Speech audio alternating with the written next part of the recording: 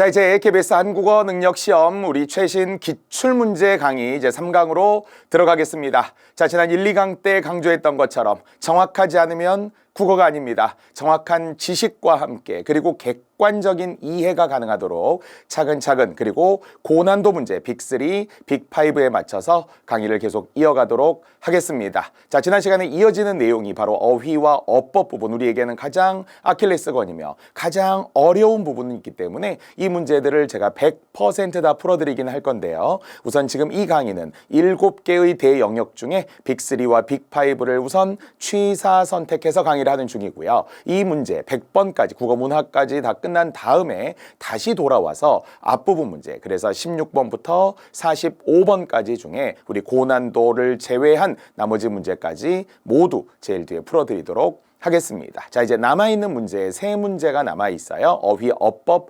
영역입니다. 자, 문제 번호 41번이 되겠습니다. 자, 이 41번이 엄청 중요했던 이유, 앞에서 했던 띄어쓰기 문제 다음으로 가장 많이 틀렸던, 즉 그러니까 두 번째로 많이 틀렸던 지금 문제, 정답률 보이시죠? 17.61%입니다. 야, 정말 우리 KBS 한국어 능력 시험에 보면 정답률이 10% 이하 문제들도 분명 한두 문제 있고요.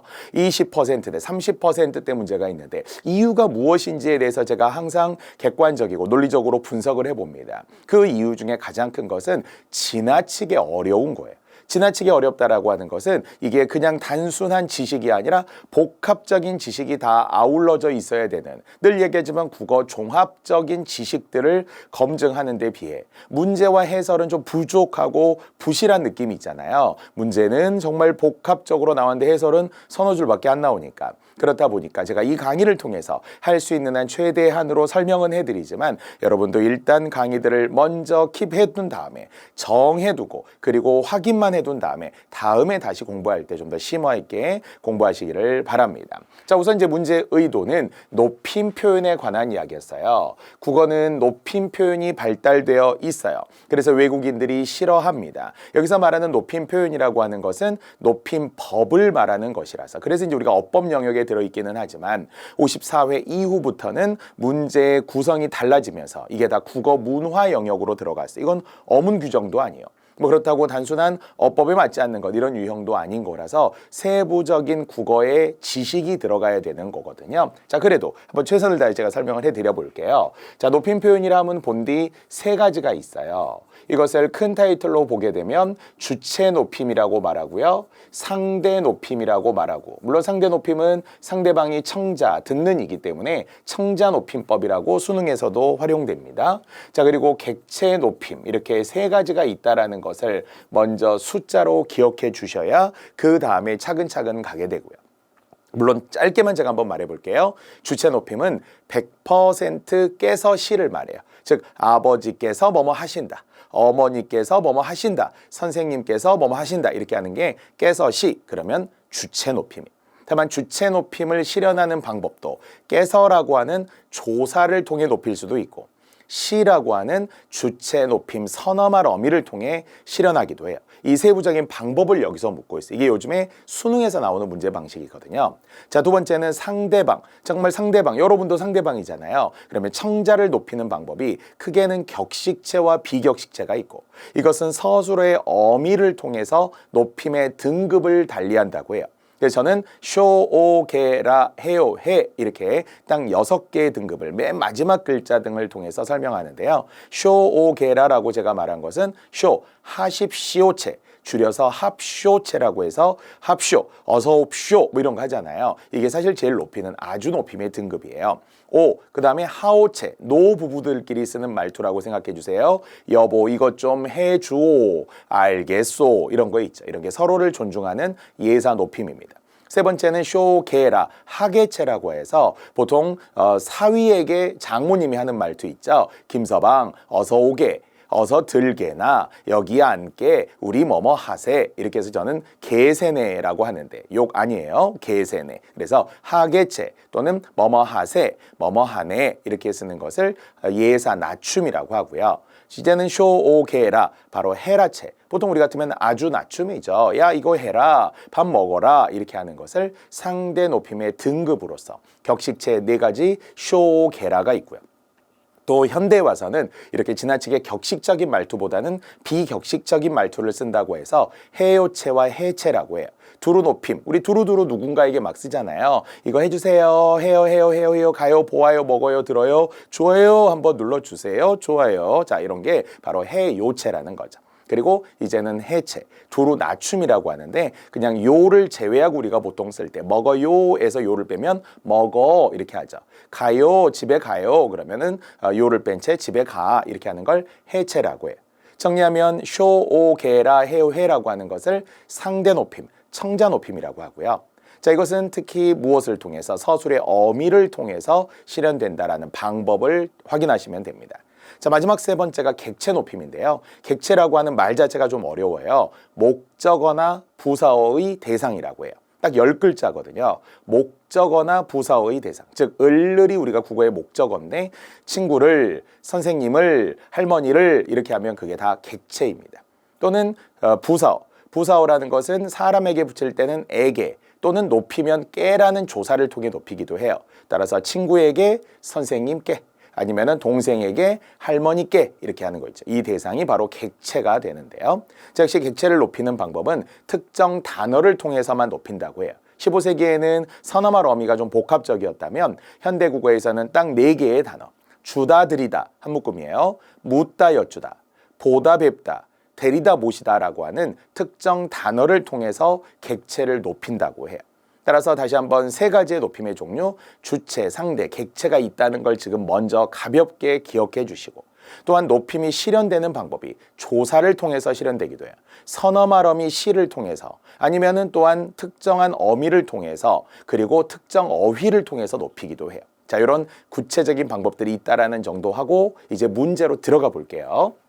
자, 적절하지 않은 것을 물었습니다. 자, 하나 확인을 하긴 하는데 자, 정답 2번 먼저 봐주시고요. 자, 어머니라는 주체를 높이기 위해 항상 우리 국어에 함정을 주는 말들이 앞에는 맞고 뒤에는 틀릴 가능성이 엄청 높기 때문에 자, 어머니가 주체냐 아니냐를 묻는 게 아니에요. 맞아요. 깨서는 100% 주체라고 했기 때문에 어머니는 주체인 게 맞아요. 자, 그런데 이제 높임 선어말 어미를 사용하고 있다고 했어요. 근데 높임 선어말 어미가 뭐예요? 라고 한다면 딱 하나, 오니 하나, 시라고 했어요. 따라서 시라고 하는 것은 없던 자리에 들어가는 시를 말하는 거예요. 가다, 그럼 사이에 들어갔어요. 가시다. 오다, 그러면 오시다. 아니면 먹다, 그럼 먹다는 받침이 있기 때문에 어간에 먹으시다, 왜 먹시다라고는 하지 않고요. 이게 우리 뒤에도 문제로 나오는 이 형태, 의문론적 이 형태인데요. 시 또는 의시, 같은 자격이에요. 그래서 먹으신다 이런 거, 잡으신다 이렇게 할 때 하는 것을 높임, 시제, 선어말 어미라고 합니다. 여러분이 사전을 통해서, 사전은 내 친구 이거 항상 했으니까 사전을 통해 확인한 다음에 시 또는 이 형태에 의한 의시를 찾아보시면 되는데요. 자, 그런데 이게 함정이 있었어요. 니은을 보니까 어떤 분들이 선생님 여기에 시 있네요. 그럼 맞는 거 아닌가요? 이렇게 생각하는데 거듭 선어말 어미 시라는 것은 어간과 어미 사이에 들어가는, 그래서 어말 어미 앞에 있는 시, 구별하는 방법은 생략할 수 있냐 없냐. 그럼 가신다 그러면은 가다 있으니까 이게 선어말 어미구나 이런 걸 알 수 있는데, 하지만 계시다라고 하는 것은 기본형이 계시다, 계십니다의 기본형은 계시다이면서 이때는 어간 자체가 하나의 계시라고 하는 어간의 형태소일 뿐이지 계 따로 시 따로 나누는 게 아니라는 거죠. 즉 우리는 있으시다 이런 거하고는 다르죠. 있으시다라는 것은 있다 사이에 들어갔기 때문에 이 의시라고 하는 것이 높임 시제 선어말 어미, 높임 선어말 어미가 돼요. 이건 맞아요. 하지만 계시다라고 하는 것은 계다 사이에 들어간 게 아니라는 거죠. 그냥 우연히 글자가 시라는 글자가 들어갔을 뿐 애초에 기본형이 계시다인 거예요. 있다를 선어말 어미를 넣어서 만들면 있으시다고요. 있다의 단어를 완전히 높여서 직접 높임에 쓰는, 선생님께서 계신다, 할아버지께서 계신다 이렇게 할 때는 그때는 단어를 통해서 높인 것이 되기 때문에 결론적으로 어머니라는 주체를 높이기 위해서 뭘 사용한 건 맞는데 높임의 선어말 어미를 사용한 것이 아니라는 거예요. 그러면 이제 무엇을 사용했다고 한다고요? 특정 어휘를 통해서 높였다 이렇게 하자는 거죠. 특정 어휘라는 것은 계시다라는 어휘를 이야기하려고 하는 거예요. 어때요? 벌써 어려워 보이잖아요. 어려운 이유는 그냥 이 한 문제를 해결하기 위해 높임법 3가지 알았어야 돼요. 높임을 실현하는 방법, 조사인지 선어말어민지, 어휘인지, 어말어민지 이런 것까지를 아주 구체적으로 알아야 되는데 분명한 것은 제가 이야기하는 게 전부 다예요. 그러니까 이 한 문제를 위해서 일단 잘 들으시고 높임법과 관련된 이론들을 어떻게 해서는 여러분이 확인하셔서 최근에는 뭐 여러 가지 블로그라든지 여러 자료들도 충분히 우리가 인터넷상에서 확인할 수 있기 때문에 굳이 비싼 돈 들여서 사지 않는다고 한다면 확인한 다음에 높임법 이런 거구나 라고 이 한 문제를 위해서 좀 연구해 보시는 것도 좋습니다. 가치가 있어요.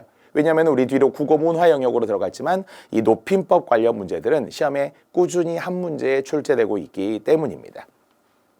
이렇게 특정 어휘를 통해 높이는 대표적인 경우 중에 하나가 예를 들어서 모시다 이런 것도 있어요.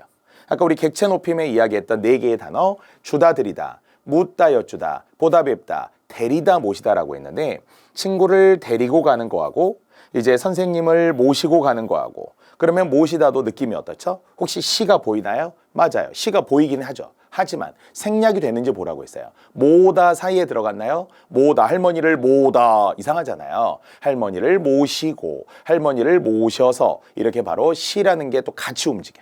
생략이 안 돼요. 이런 것들은 특정 어휘를 통해 높였다고 이해하시면 돼요.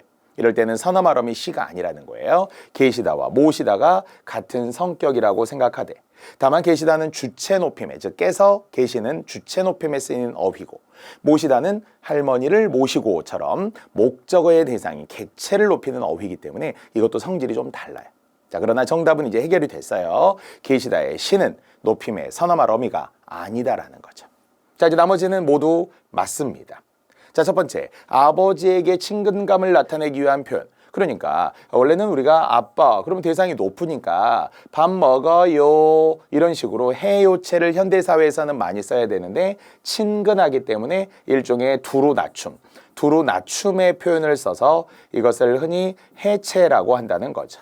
해요에서 요를 제외한 말투를 해체. 이건 아빠도 아니고 우리가 여러 대상에게 친근한 사람에게 살짝 높인 대상에게도 현대사에서 많이 쓴다는 거예요. 아빠 이것 좀 해. 엄마 이것 좀 해. 심지어는 할아버지 할머니한테도 어린 손자 손녀들은 그렇게 말하기도 하죠. 할머니 이것 좀 해. 할아버지 이것 좀 해. 자, 옛날 같으면 높임법이 안 맞는 거예요. 근데 현대사회에서는 두루 높임이나 두루 낮춤을 특히 핵가족 사회가 되면서 또 말투에 그런 엄격한 격식을 막 따지지 않으니까 그래서 그냥 친근하니까 아빠에게 이것 좀 해 이렇게 하기도 한다는 거죠. 사실 제자들 중에서도 저에게 와서 그런 질문을 하는 분들 선생님 이거 뭐 막 이거 왜 3번 아니 자 어쨌든 자 그러면 안 되겠죠. 그러나 친근하지만 선생님이니까 자 어쨌든 하십시오체를 예전에는 군사부일체에 썼던 거고 즉 아주 높임을 예전에는 썼던 거고 지금은 선생님 질문이 있어요. 선생님 궁금해요. 이렇게 해요체를 많이 쓰긴 합니다만 가족인 아빠에게는 친근한 해체를 써서 두루 낮춤을 썼다.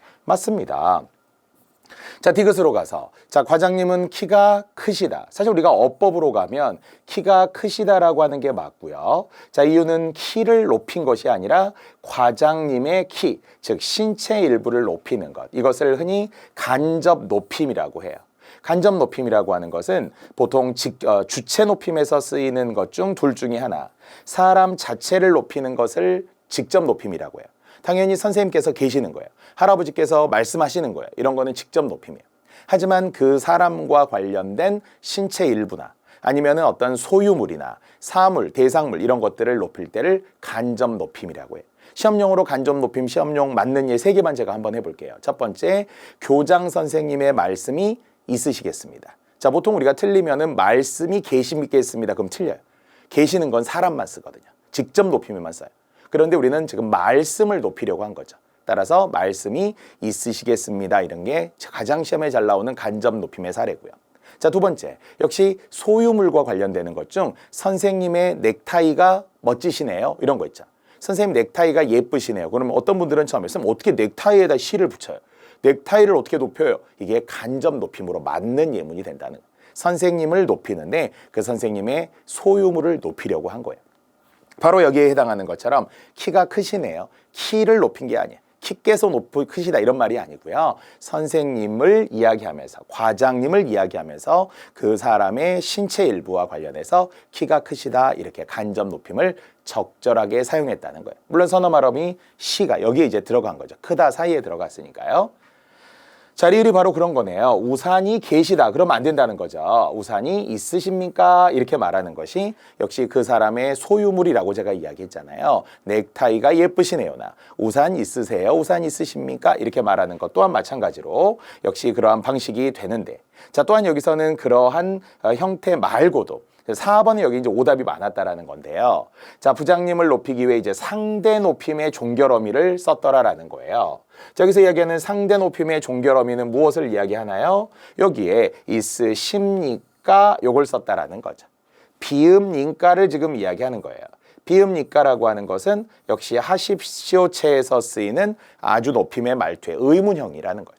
평서문으로 가면 뭐뭐 하십니다. 아까처럼 쇼게라의 쇼, 하십시오, 하십니다. 지금 그 표현이라는 거예요. 그래서 우산 있으십니까? 라고 하는 것이 높이기 위해서 격식체에 해당하는 말 중, 격식체 중에서 이것을 흔히 아주 높임이라고 말해요. 하십시오체라고 이야기를 합니다. 자, 만약에 격식적이지 않은 대상이었다면, 아니면 부장님하고 엄청 친해, 아빠처럼 친해. 그럼 부장님, 비가 오는데 우산 있어요? 이렇게 하겠지. 아니면 아까 아빠에게 말하듯이 부장님 우산 있어? 막 이상해요. 자, 그러나 보통은 우산 있어요? 이렇게 하면 친근한 거고, 우산 있으십니까? 그러면 좀 격식적으로 썼다라는 것을 알 수 있어요. 그래서 사실은 4번의 문제의 의도 자체가 두 가지를 살짝 헷갈리게 준 거예요. 분명히 리을에서는 계십니까가 아니라 있으십니까가 맞다라는 것은 간접 높임인 디귿 리을의 같은 성격으로 예문은 주었는데, 설명은 직접 높임, 간접 높임을 말하는 것이 아니라 상대 높임법 중 하십시오체와 관련된 걸 물은 거예요. 그러니까 학생분들이 4번에서 좀 이 둘 중에 하나로 지금 대변, 왜 십니까 십니까는 똑같잖아요. 근데 이걸 물었던 게 아니라는 거죠. 그래서 4번은 그러한 다른 범주, 즉 왜냐하면 한 문장 안에는 높임법이 동시에 세 가지가 나타나기도 하거든요. 주체, 상대, 객체가 한 번에 나타나는 경우들도 많아요. 그래서 이제 다른 시험에 의하면 이게 2번만 사용되느냐, 3번 사용되느냐 이렇게 물었을 때, 뭐 제가 좋아하는 예문이 있는데요. 철수가 고모에게 이야기한 거예요. 고모, 아버지께서 할머니께 용돈을 드리셨어요. 뭐 그럼요. 아버지가 할머니한테 용돈 드릴 수 있잖아요. 자, 그런데 이제 여기에 등장인물이 4명이죠. 철수는 고모에게 말한 거예요. 이때 철수를 화자라고 해요. 말하느니. 자, 이제 고모는 당연히 우리가 이야기했던 청자, 상대, 듣는 이예요. 고모에게 말했으니까. 자, 이제 아버지께서, 그럼 아버지는 누구예요? 주체. 할머니께, 그럼 할머니 누구라고요? 객체. 왜냐하면 할머니는 부사어의 대상, 에게께를 쓴 거잖아. 그래서 이 세 대상을 모두 높인 거예요. 아버지께서 뭐뭐 하시었어요의 깨서시의 주체, 그리고 고모 뭐뭐 했어요 해 요체를 쓰는 두루 높임의 상대 높임이 나타나. 할머니께 드렸잖아요. 그러면 드렸으니까 바로 할머니가 객체가 되고 조사와 그리고 특정 어휘를 통해 높인 좋은 예문이에요. 좀 까다롭긴 하지만, 그래서 리을은 결국 종결 어미에서 신경을 썼다는 자체는 맞냐 틀리냐로 맞는 거예요. 상대 높임에 대한 설명으로 맞습니다. 자, 마지막 5번에서도 역시 문장의 목적어인 선생님을, 그럼 선생님이 누구라고 했어요? 객체, 을를의 대상이라고 했어요. 목적어를 높이기 위해서 특정한 단어 모시다, 선생님을 데리고 가는 건 아니고 이제 객체 높임이 사용이 된 거잖아요. 다시 한번 4개, 주다 드리다, 묻다 여쭈다, 보다 뵙다, 데리다, 모시다가 나오면 무조건 객체 높임이라고 생각하셔도 됩니다. 자, 이렇게 제가 41번 설명을 위해서 마음의 준비를 단단히 했어요. 왜? 한 문제지만 야, 이건 진짜 이거 정성 있게 설명을 해야 된다. 안 그러면 이걸 우리 학생분들이 알아듣기 어렵다라는 거예요. 정답률 17%대의 이유를 이렇게 약 20분 가까이 설명한 분명히 객관적인 근거로 제가 이야기를 했으니까 높임 표현 잘 정리해 주세요. 뒤에 국어 문화편에서 또 설명해 드리도록 하겠습니다. 자, 이제 36번으로 다시 문제 번호는 돌아갔지만 빅3 다음에 빅5, 즉 추가 문제를 제가 더 해드리다 보니까 순서가 살짝 바뀌어서 나올 수는 있습니다. 자, 이제 자연스럽지 않은 문장이었고요. 결국 전형적인 어법 문제죠. 자, 우리 앞에서도 살짝 이야기했지만 이런 어법 문제가 나오게 되면 어떻게 해야 된다고요? 크게는 주술관계, 머리와 꼬리를 먼저 보시고, 그 다음에 사이사이에 우리는 혼문장보다 겹문장, 즉 단문보다 복문이 많기 때문에 중간중간에 서술어가 잘 들어가 있는지도 봐야 돼요. 그래서 주어, 목적어, 서술어와의 호, 또는 여기에 정답이 되는 부사어와 서술어의 홍, 아니면 이제 서술어의 잘못된 생략, 부당한 공유, 시제의 불일치, 이런 다양한 머리와 꼬리와 사이에 있는 것들을 살펴보셔야 돼요. 물론 이제 우리는 경우에 따라서는 이것이 어휘의 사용이 잘못되거나 아니면은 문법적 표현이 잘못되거나 우리말답지 않거나, 그리고 우리 KBS 한국어 시험에 잘 나오는, KBS 한국어 능력 시험에 잘 나오는 이 중의적인 표현 같은 거, 중복된 표현 같은 이런 것도 정말 꼼꼼히 살펴보아야 하거든요. 자, 그런데 이제 틀린 이유가 딱 하나 이거였다는 거죠. 2번에 의하면 눈에 띄는 모름지기라는 품사 부사가 나왔어요. 자, 모름지기는 다른 말로 바꾸면 우리 다 아는 마땅히죠. 모름지기, 마땅히. 사실 우리가 예로서 떠올리는, 제가 초등학교 때부터 저는 국어를 뭐 잘했다, 이런 좋아했다 이런 것에 대한 막 치열하게 뭘 엄청 공부한 건 아니지만 분명한 건 책을 좋아했던 거 맞고요. 그리고 또 말을 좋아했던 것 같아요. 그래, 친구들하고 말하고, 그리고 뭔가 대화하고, 그리고 뭐 배운 거는 꼭 표현하려고 애쓰고, 그래서 당연히 국어를 제일 좋아했고 국어를 제일 잘했어요. 그런데 역시 초등학교 때 글짓기 같은 거, 어휘 나오면 그런 숙제를 많이 줬던 기억이 나거든요. 글짓기 하라, 이 단어를 써서 문장 만들어 와라, 이런 숙제들이 있었던 것 같은데, 모름지기, 그럼 우리는 하나밖에 없었어요. 제 기억에는 학생은 열심히 공부를 해야 한다, 바로 해야 한다라는 호응과 모름지기를 그대로 준 거잖아요. 부사어와 서술어의 호응이 되겠습니다. 자, 그런데 서술어를 보았더니 모름지기 학생은 그러면은 뒤에 태도가 필요한 것이다. 학생은 태도가 필요한 것이다. 뭐 학생은 필요할 수 있으나 모름지기라는 부사와의 호응이 맞지 않다라는 거죠. 모름지기 학생은 뭐뭐 해야 한다. 마땅히 학생은 뭐뭐 해야 한다. 열심히 공부해야 한다. 이렇게 되는 거죠. 이걸 흔히 우리가 당위적인 부사, 당위성의 부사라고 하는데요. 결국 부사와 호응이 맞지 않았기 때문에 적절하지 않은 답이 되겠습니다. 우리가 가장 흔한 거는 그런 거잖아요. 절대로 그러면은 뭐뭐 하지 말아야 한다. 이런 부정어가 오고, 반드시 그럼 뭐뭐 해야 한다. 이렇게 호응이 되듯이, 하물며 뭐뭐 하겠느냐 이런 의문형과 오듯이, 여간 그러면 뭐뭐 하지 않다 부사어와 오듯이 이런 특정 부사어와 함께 다양한, 지금 긍정인지 부정인지 의문문인지 아니면 당위인지 이렇게 호응이 오게 되는 것을 대체로 잘 알고 있습니다. 정답률이 48%라고 하는 것이 어쩌면 살짝 많이 틀렸던 것은 되긴 하는데요. 2번만 놓고 보면 크게 어려운 게 아니에요. 근데 또 여기에도 딱 오답의 이유가 있을 거 아니에요. 3번 때문에 오답을 많이 줬더라고. 자, 3번이 오답인 이유는 역시 다 타당하다고 봐요. 저는 우리 학생분들이 틀렸다 그러면 이런 걸 왜 틀려? 말도 안 돼. 이게 아니에요. 다 나름의 이유가 있을 거예요. 그것들을 빨리 찾아서 수정하고 다음에 개선하려고 해야 이게 거듭나는 거죠. 거듭나고 변화한다라는 건 정말 쉬운 게 아닌데, 그 거듭나기 위해서 이제 연습을 해볼 거예요. 자, 문장이 길잖아요. 그러면은 첫 번째, 근래 학생 자치 활동이 중요시되는 추세이고, 그리고 그와 함께 또한이 왔다라는 것은 전혀 문제가 없이 대등하게 이어진 거니까 이런 거 이제 안 봐도 돼요. 자, 또한 민주시민으로서의 역량을 강화해야 한다는 목소리가 커지고 있어요. 뭐 그럴 수 있죠. 그래서 이에 대한 대책 역시 마련되어야 한다. 마련되어야 한다. 뭐가? 대책이 말이에요. 조사가 빠졌지만 대책이 마련되어야 하는 것이고, 대책을 우리는 마련해야 하는 것이고, 전혀 문제 없잖아요. 그래서 문장이 길어서 어딘가 호응에 실수할 수 있을까라는 우려가 살짝 들긴 했지만 전혀 문제가 없었어요. 그래서 3번은 맞는 문장. 자, 나머지도 전혀 문제가 없었기 때문에 1, 4, 5번까지 포함하여서 맞고, 틀린 건 딱 하나, 부사와의 호응, 모름지기, 요거 부사 하나만 기억하면 되겠습니다.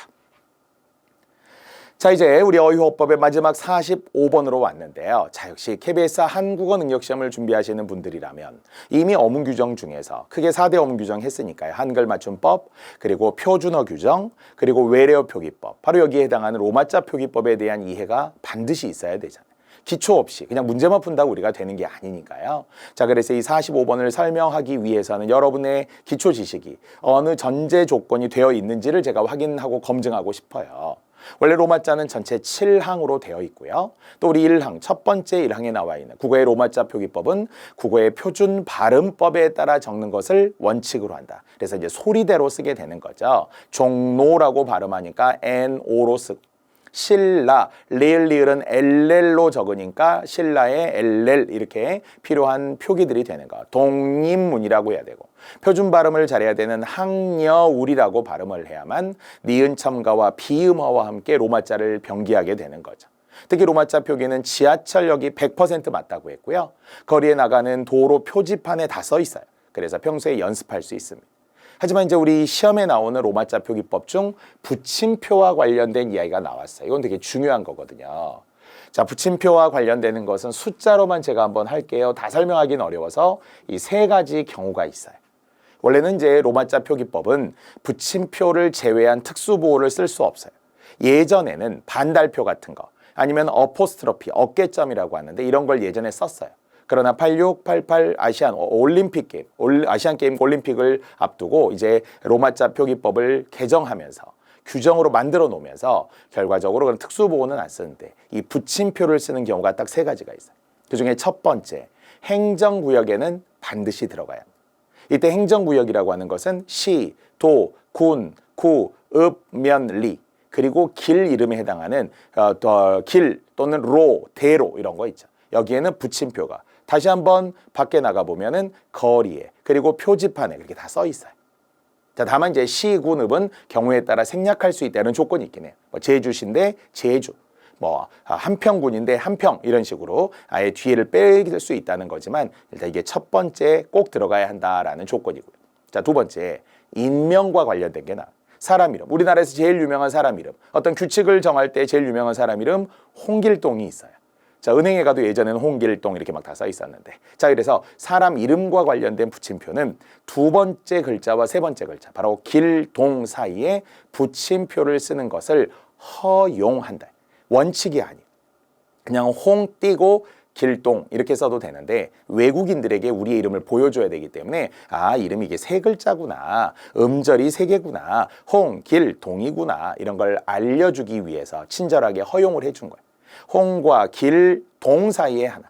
저라면 정, 원, 상 사이에 원과 상 사이에 붙임표를 쓸 수 있다. 단 인명의 앞뒤에서 일어나는 발음 변화는 반영하지 않는다. 이런 조건이 또 있기 때문에 여러분이 확인해 보시고요.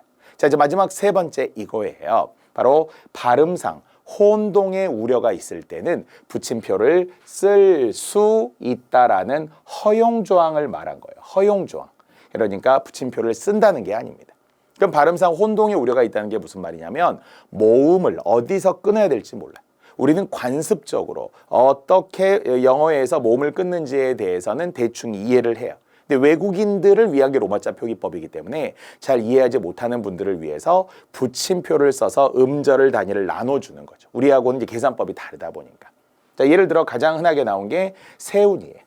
바로 어디 우리 서울의 종로에 있는 세운상가라는 게 있는데 세운상가의 세운을 보통 우리는 그냥 하나의 세운이라고 해서 아, 여기서 세고 여기서 운이겠지 이렇게 생각할 수도 있는데 외국인들이 이 영어를 딱 처음 보았을 때는 잘못 읽으면 슨, 즉 이 이유를 하나로 읽어서 얘를 쓴이라고 읽을 수도 있다는 거예요. 그럼 외국인이 택시 타서 택시 운전하시는 분께 쓴상가 막 헤이 막 쓴 막 그러면 쓴이 어디에 쓴 아무도 몰라. 그러면은 이제 헤매겠죠. 그래서 외국인들을 위해 아 이게 세운이구나라는 걸 알려주기 위해 붙임표를 쓰는 것을 허용하게 된 거예요. 결국은 하나로 가는 게 원칙, 붙임표가 허용입니다. 나머지도 같은 경우였던 거예요. 중앙. 그래서 뭐 중앙이라고 하는 게 진짜 뭐 각 도시마다 뭐 서울도 있고 뭐 어디 대전도 있고 하던데 중앙로라는 데가 있거든요. 중앙로. 아니면 학교 이름도 뭐 중앙고등학교 이런 거 있을 수 있잖아요. 근데 이것을 하나로 읽으면 중앙이 맞는데 잘못 읽으면 준강이라고 읽을 수 있는 사람도 있다는 거예요. 약간 착각할 수 있어요. 그래서 준강이 아니라 중앙이라는 것을 음절을 분리해 주게 된 거고. 부산 해운대도 마찬가지예요. 아예 합쳐서 읽는 게 해운대인데 외국인들이 이것을 A를 하나로 읽어 해운대로 읽을지 아니면 A와 E를 끊어서 하은대라고 읽을 수도 있어요. 하은대. 그래서 해운대 이렇게 끊어주는 걸 허용하게 된 겁니다. 나머지도 비슷해요. 이, 오를 합쳐서 서가 될지 이 따로 오 따로를 끊어서 세오, 세오라고 읽을지 이것을 구별하기 위해서 붙임표를 쓰는 걸 허용. 하지만 이제 적절하지 않은 4, 5번의 여의도를 보시면 자, 여의도는 전혀 상관이 없는 건데요. 엄밀하게 말하면 이것은 붙임표가 이미 들어가면 틀린 거예요. 이유는 붙임표 도라고 하는 것은 어디에만 쓰느냐? 행정구역, only라고 제가 쓸게요. only 행정구역에만 쓰는 것이 붙임표의 도예요. 그럼 우리가 어디에 붙임표의 도를 쓸 수 있어요? 제주도. 이것은 섬 이름이 아니라 행정구역인 도를 이야기하는 거죠. 그러면 많이 본 듯한, 비행기 타고 가면 많이 본 듯한 붙임표에 제주도 이렇게 써야 된다는 거죠. 물론 아까도 말했지만 이럴 때는 시군읍, 제주시도 있어요. 제주시. 그럴 때 시는 뭐 생략할 수도 있대요. 시군읍에 한해서는. 그러나 제주도는 행정구역에서 반드시 이렇게 붙임표의 도를 써야 된다는 거죠. 자, 이제는 경기도 있을 수 있어요. 충청남도 북도 할 수 있어요. 전라남도 북도 할 수 있어요. 경상남도 북도 강원도 뭐 할 수 있어요. 이런 행정구역에서는 반드시 붙임표 도를 쓰는데. 자, 그러나 지금 우리가 알고 있는 이 여의도는 뭐예요? 얘가 고유명사잖아요. 물론 예전에는 여의나루, 아주 작은 나루터였었고요. 지금은 고유명사의 여의도가 되는 거니까 이때는 행정구역이 아닌 이상 붙임표가 들어갈 이유가 없다라는 거죠. 따라서 여에, 의에, 도 이렇게 쓰는 것이 되겠어요. 하지만 만약 아까처럼 서종처럼 또 이오를 묶는지 안 묶는지 UI를 묶는지 안 묶는지 어디에 따라 다를 수 있기 때문에 붙임표를 중간에 여와 의도 사이에 넣어서 허용할지는 모르겠지만 그런 거는 아주 특수한 경우의 사례고 여기에 도의 붙임표를 쓴다 이거는 말이 안 되죠. 그래서 결론적으로 잘못 쓴 것이 정답 5번이 되겠습니다. 자, 이 한 문제도 여러분 듣기에 어떠신가요? 로마자 표기법이었어요. 로마자 표기법 한 문제를 해결하려고 전체 7항과 함께 그리고 더불어서 세부 항목들까지 알아보는 것 반드시 필요합니다.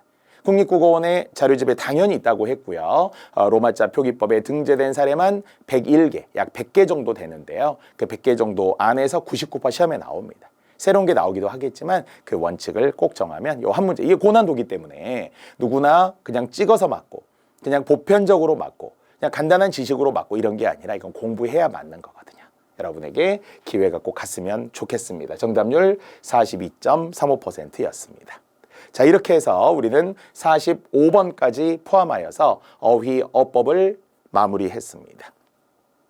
자, 이제 잠시 후에 지금 시간으로 조금 남기는 했는데요. 제가 이제 쓰기와 창안과 그리고 읽기를 모두 포함하여서 제가 팁으로 정리를 하고 난 다음에 설명을 들어가는 게 좋을 것 같아요. 쉬었다가 잠시 후에 들어가도록 하겠습니다. 자, 이번 시간에 사실 문항수는 3문제밖에 아니었지만 우리에게는 가장 큰 문제인 어휘어법의 고난도였었고요. 정리하더라도 첫 번째 높임 표현 분명히 강조했습니다. 숫자로 말하면 제일 좋은데요. 높임 표현은 3가지. 주체, 상대, 객체가 있다고 했고 다만 주체가 상대가 객체가 뭔지를 모른다면 개념을 잘 잡으시고 사전을 통해서 확인하셔도 되고 자, 두 번째 무엇을 통해 높였느냐, 조사를 통했냐, 선어말 어미를 통했냐, 특정 어휘를 통했느냐, 어말 어미를 통했느냐. 그럼 벌써 지금 제가 이 한 문제를 하기 위해서 무수히 많은 문법적 용어들이 지금 나왔잖아요.